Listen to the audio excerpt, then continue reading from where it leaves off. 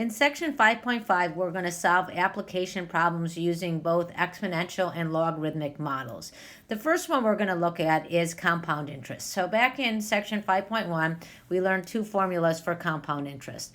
The first one had to do if interest was compounded a finite number of times, so that was A equals P times the quantity 1 plus R over N to the NT. And if interest is compounded continuously, we used A equals P times E to the RT. And then we learned about how to write our own models for exponential growth and decay, and we used this general function, f of x equals A times B to the x.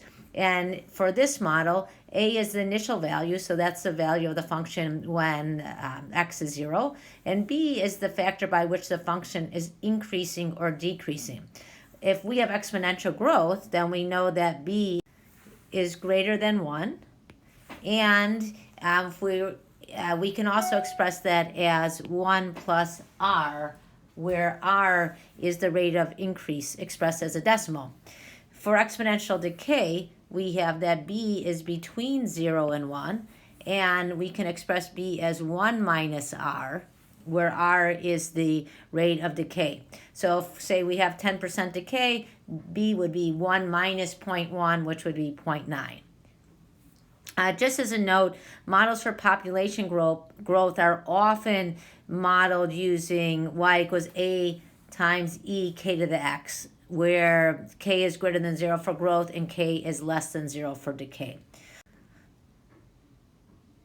Now that we know how to solve exponential equations using logarithms to undo exponential expressions, we can finally solve exponential equations without graphing. So here we go. We are given a problem where we have an investment of $5,000. So that means that P is equal to 5,000. It's compounded continuously. So that means we're going to use A equals P times E to the RT as our formula. And we want to know what annual percentage of interest will produce a balance of $15,000 in 10 years.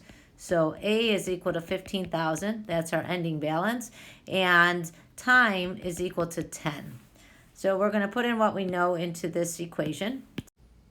So we have 15,000, that's A, is equal to P, which is 5,000 times E to the R, and T is 10.